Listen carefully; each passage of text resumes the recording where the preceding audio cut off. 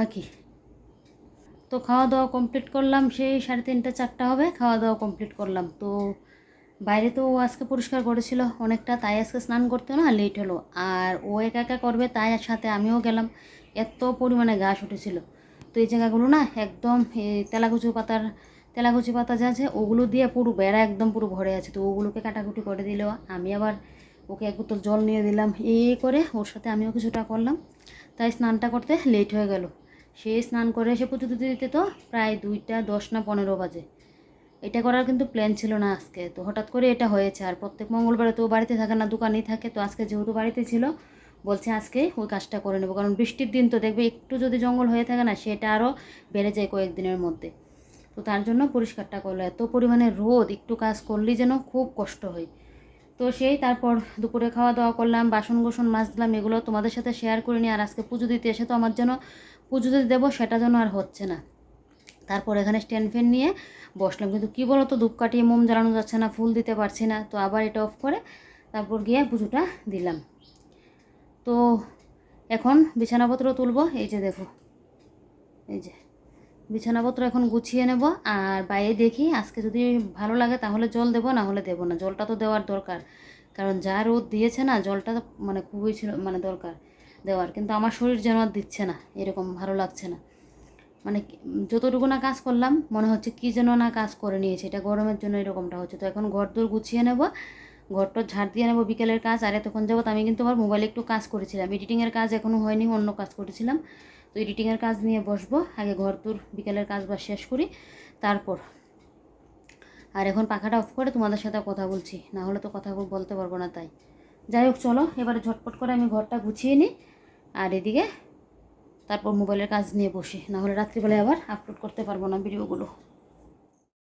সকাল বিকাল শুধু সংসারে কাজ আর কাজ। আমাদের মতো মধ্যবিত্ত ঘরের বউদের দেখবে, সেই যে ঘর থেকে বেরিয়ে কোথাও ঘুরতে যাওয়া, ওইখানে যাওয়া, এটা কিন্তু হয় না। আমরা 4 দেওয়ালে মানে বন্দি ঘরের মধ্যে কিন্তু আমাদের সারাটা দিন দেখবে কেটে যায়। কোথাও একটা দরকার লাগলো তখন তো যাই, কিন্তু এমনিতে না হলে সচরাচর দেখবে আমাদের কিন্তু যাওয়া হয় না। এই যে এই বেডরুম বলো রান্নাঘর বলো, সেই দুটো ঘরের মধ্যেই একদম কাজ বাজ নিয়ে আমাদের সারাটা দিন যেন কিভাবে চলে যায়, এটা দেখবে আমরা অনেক মহিলারাই কিন্তু বুঝতে পারি না যে সারাটা দিন আমাদের কিভাবে চলে যায়, একটার পর একটা কাজ যেন থাকেই। এই যে সকালবেলা ঘুম থেকে উঠে রান্না বান্না, ঘরদোর গুছানো গাছানো, তারপর দুপুরে একটু টাইম রেস্ট, আমার যেটা হয় দুপুরে একটু টাইম রেস্ট, তারপর সেই বিকেল থেকে আবার ঘরের কাজবাজগুলো শুরু হয়ে যায়। আর কি জানো তো বন্ধুরা, এগুলো নিয়ে যে আমি বলছি যে আমি ঘর থেকে বেরোতে পারছি না, এই কাজ করতে ভালো লাগছে না, এরকম কিন্তু কোনো ব্যাপার না। আমার না এই যে কাজগুলো করি, এগুলো করলে যেন আমার ভালো লাগে, মাইন্ডটাও পুরো ফ্রেশ থাকে। আর এখন তো ভিডিও শেয়ার করি, তাই আরও তো ভালো লাগে। আর আগে যখন ভিডিও শেয়ার করতাম না, তারপরেও না ঘরের কাজ বা শেষ মানে করতাম যখন, আমার খুবই ভালো লাগতো। তবে ঘরের কাজ বা শেষ করে ফ্রি টাইমে বসে থাকতাম, টিভি দেখতাম, এরকমটা করতাম, মানে টাইমটা যেন কাটতে চাইতো না। আর এখন তো ঘরের কাজ বাজও করছি, আর এদিকে তোমাদের সাথে ভিডিও শেয়ার করছি, সেই সারাটা দিন তো আমার কীভাবে যে চলে যায় সেটা আমিও বলতে পারি না। আর খুবই ভালো লাগে, আমি না আমার সংসারের মানে কাজগুলো খুব ভালোবেসে করি।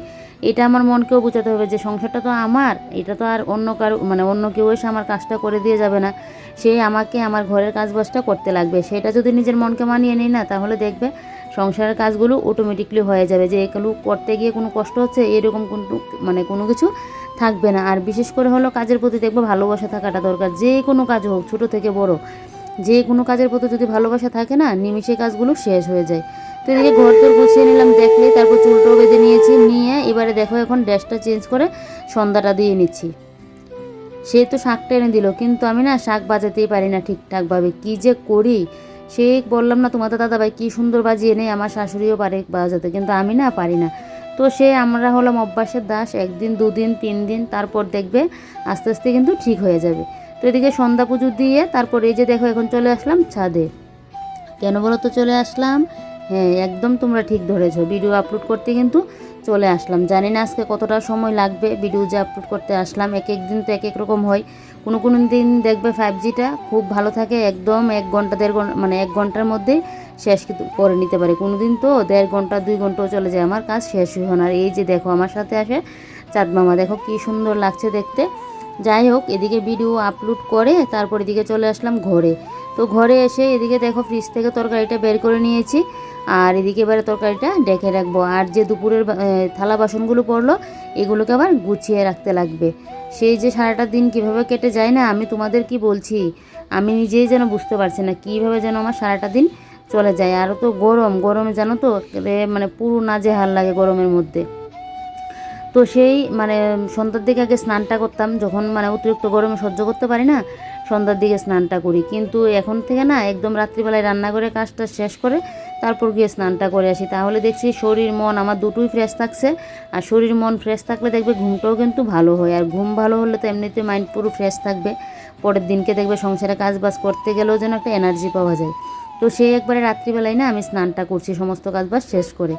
আর আজকে তো আমার ঘরে সকালের দিকে চিকেন রান্না হয়েছে, তো চিকেন হয়েছে, আমার ঘরে রুটি হবে না, এটা তো হতেই পারে না, রুটি তো করতেই লাগবে। তো এদিকে দেখো রুটির জলটা বসিয়ে দিলাম, এখানে 2.5 কাপের মতো জল দিয়েছি। তো দিয়ে এর মধ্যে দেখো দিয়ে দিলাম পরিমাণ মতো নুন, আর এখন দিয়ে দেবো একটু সয়াবিন অয়েল, তাহলে না রুটিটা একদম নরম তুলতুলে থাকবে। তো এটা দিয়ে যখন জলটা একটু ফুটবে তখনই কিন্তু আমি আটাটা দিয়ে দেবো।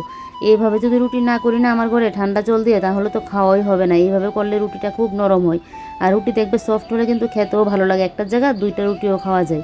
তো এদিকে দেখো রুটি তো আমার এদিকে হয়ে গেছে কড়া, এবারে ভালো করে একটু মেখে নেব। যখন ঠান্ডাটা হয়ে যাবে ভালো করে, তখন পুরো একদম ভালো করে মাখতে লাগবে। মানে লুচি বলো রুটি বলো, মাখার উপর কিন্তু সব কিছু। মাখাটা যদি ভালো না হয় তাহলে কিন্তু রুটিগুলো নরম হবে না। আমি তো একটা সময় এই কাজটা করতেই পারতাম না, বিয়ের পর থেকে সব কাজই শিখলাম, কিন্তু এই যে রুটি করাটা ওইটা যেন আমি আর শিখতে পারছি না। ওই যে গুল করাটা ফুলকো ফুলকো হবে এইটা কোনো মতে না আমি পারি না। কিন্তু আমার রুটি কিন্তু একদমই নরম হবে, গোল হবে না কিন্তু আর ফুলকো হবে না, কিন্তু একদম নরম থাকবে, যে শক্ত শক্ত এরকম কিন্তু কোনো ইয়ে নেই। এইমাত্র মোবাইলের কাজ বা শেষ করলাম। আজকে কিন্তু সন্ধ্যা দেওয়ার পরে না চলে গেলাম ছাদে, কিন্তু আজকে নেটটা এতটা স্লো, সে আমার ভিডিও আপলোডই হচ্ছে না। তারপর কোনো মতে ভিডিও আপলোড করে আসলাম। ঘরে এসে টাইটেল থাম্বনেল আরও তো অনেক কিছু কাজ থাকেই জানো মোবাইল ভিডিওর, তো এগুলো ঘরে এসে করলাম। আর আমাদের ঘরে তো অতটা 5Gটা পাওয়া যায় না, থাকে মানে যখন 10টা 11টার দিকে তখন 5Gটা ভালো থাকে, কিন্তু ছাদে গেলে তো ঝটপট করে ভিডিওটা আপলোড হয়ে যায়। তো আজকে তো ছাদে গিয়েও পাচ্ছে না, মানে এত পরিমাণে নেটটা খারাপ, কতবার যে আসছে আর যাচ্ছে 5Gটা। তো সেই একে তো আজকে বাতাস নেই, বাইরে একটা ফুটো হাওয়া নেই, ছাদে যেন গরমে অসহ্য লাগছে, তার উপর আবার ইয়ে নেই, মশার উপদ্রব। তো সেই নিয়ে না চলে আসলাম, এই মাত্র উঠে রান্নাঘরে আসলাম মোবাইলের কাজ বা শেষ করে। কারণ কাজটা যদি শেষ না করে রাখি আমার রাত্রিবেলায় ঘুম আসবে না। এমনিতে আমার ঘুম নিয়ে যন্ত্রণা, অনেকটা কষ্টে আমার ঘুমটা আসে, তার উপর যদি এই কাজবাজগুলো না করে রাখি না তাহলে তো আরও একটা টেনশন থাকবে। সকালবেলা তো নেট একদমই মানে বাজে থাকে, নেটের অবস্থা আরও খারাপ থাকে সকালের দিকে। তো সেই মানে রান্না বান্না করব নাকি ঘরের কাজ বাজ করব নাকি মোবাইলের কাজ করব, তো সেটা সকালের দিকে আর হয় না। আর বিশেষ করে নেটটাও খারাপ, আগে না হলে একটা সময় কিন্তু সকালে গিয়েও আমি মোবাইলের কাজ বাজ করতাম। তো এদিকে মোবাইলের কাজ বাজ শেষ করে নিয়েছি একদম টেনশন ফ্রি হয়ে। এদিকে দেখো এখন রাত্রিবেলায় রুটি করব, যেহেতু আজকে চিকেন হয়েছে তো ফ্রিজ থেকে চিকেনটা বের করে নিলাম দেখলেই। আর এদিকে রুটিটা কাই করে নিয়েছি, তো রুটিটা একটু ঠান্ডা হলে না আটাটা মাখতে লাগবে। শীতকালে দেখবে গরম গরম মাখতে কিন্তু ভালো লাগে, কিন্তু এই গরমের মধ্যে গরম মাখলে তো হাত পুরি হয়ে যাবে। দেখি আজকে একদম খাওয়া দাওয়ার পর স্নানটা করে এসে ঘুমোতে পারি কিনা। মানে আজকে যে স্নান করলাম মনে হচ্ছে না, এত এত পরিমাণে আজকে গরম, সেটা মানে বলার বাসা হারিয়ে ফেলেছি। আজকে এত এত পরিমাণে গরমটা দিয়েছে। যাই হোক চলো এবারে এটা একটু ঠান্ডা হোক তারপর মাখবো। আজকে যেহেতু রাত্রিবেলায় রুটি হবে আর সকালের ভাতটা একদম টাইটে করে রান্না করলাম যাতে ভাতটা না থাকে, তো ভাতটাও একদম দুপুরবেলা লেগে গেছে। আর প্রেশার কুকার টুকার ধুয়ে রেখে দিয়েছি, কারণ যেহেতু রাত্রিবেলায় ধুতে পারবো না তাই। যাই হোক চলো এখন এটা ঠান্ডা হোক তারপর মেখে রুটিটাকে কোনো মতো করে। এদিকে এবারে দেখো আমি রুটিগুলো এখন বেলে নিচ্ছি, আর তোমার দাদাভাই এদিকে বলছে সেঁকে দেবে। আর আজকে রুটিটা দেখো কি সুন্দর গোল হয়েছে, দেখো এরকম কিন্তু গোল আমার কোনোদিনও হয়নি। মাঝে মধ্যে একদিন মনে হয় 1-2 দিন হয়েছিল, তারপর আর এরকম গোলটা হয়নি। নিজের কথা নিজেই বলছে, যেটা পারবো না তো সেটা স্বীকার করতে দোষ কোথায় বলো। সবাই তো আর সবার দ্বারা তো আর সব কাজ হয় না। তো বিয়ের পর থেকে সব কাজে শিখেছি, কিন্তু এই রুটি গোল করাটা আর ফুলকো করাটা ওইটা পারি না। কিন্তু তা বলে যে আমার রুটি নরম হবে না এটা কিন্তু না, আমার রুটি কিন্তু খুবই নরম হবে, রুটিটা সফট হবে। আর দেখবে সফট রুটি কিন্তু খেতেও ভালো লাগে, ফুলকো হয়েও আর গোল হয়েও যদি রুটিটা নরম না হয় সেই রুটি খেয়ে কিন্তু মজা পাওয়া যায় না। তো এবারে দেখো রুটিগুলো বেড়ে নিচ্ছি, আর তোমার দাদাভাই ওদিকে সেঁকে নিচ্ছে রুটিগুলো। আজকে একদম গরম গরম রুটি আর চিকেন দিয়ে খাওয়া হবে। আমার ঘরে বাঁধাকপি হলে তারপর ঘুগনি হলে তখন আমার ঘরে কিন্তু রুটিটা হয়। আর বিশেষ করে শীতকালে আমাদের ঘরে রুটিটা বেশি খাওয়া হয়। এখন তো গরমকাল, সেই রুটি খেলে যেন একটা কী পরিমাণে না জল টানে, তো তার জন্য রুটিটা এখন একটু কমই খাই। তো এদিকে দেখো ও তো এই যে 7টার মতো রুটি করেছে, 7টা না 6টা করলাম, আর 2টা আবার রেখে দিয়েছিলাম তুলে। তো এদিকে দেখো ও রুটিগুলো করছে আর আমি এদিকে চলে গেলাম স্নান করতে। স্নান করে টরে নিয়েছি, যে বাথরুম থেকে বের হবো না এমনিতে চলে গেল কারেন্ট। তারপর ওকে বললাম চার্জারটা একটু ধরতে, আর ও কী করলো, আমার মোবাইল দিয়ে না আমাকে ভিডিও করা শুরু করে দিল। তারপর আমি তো যখন ভিডিও এডিটিং করতে গেলাম তখন এই ক্লিপসটা দেখলাম। তারপর যাক তোমাদের সাথে একটু শেয়ার করে নিলাম। দেখো এখন ঠিক 10:30টার উপরে বাজছে। তো আমি এখন স্নানটা করে আসলাম, আর স্নানটা করে আসাতে এতটা ভালো লাগছে তোমাদেরকে কি বলবো, বলে আর বোঝাতে পারবো না। যাক কারেন্টও আসলো। এখন যদি স্নান করে এসে কারেন্টটা না থাকতো না, আমার মাথাটা পুরো একদম 12টা বেজে যেত, মাথাটা একদম পুরো মানে কি বলবো। সেই স্নান করার পর এখন একটু শান্তি মতো রেস্ট করব, সে যদি কারেন্ট না থাকে তাহলে কি হতো বলো। যা কারেন্টটা আসলো, তো আমাদের খাওয়া দাওয়া করবো এখন। তো এদিকে দেখো চুলটা ভিজিয়ে স্নানটা করে আসলাম। চুলটা না ভিজালে ভালো হতো, কারণ আমার তো মানে চুলটা শুকোতে চায় না তাই। আর তোমাদেরকে একটু আগে বললাম 10টার উপরে বাজছে, না গো 10টার উপরে না, এই যে 10টা এখনও বাজেনি, আমি তোমাদেরকে ভুলে বলে দিয়েছি।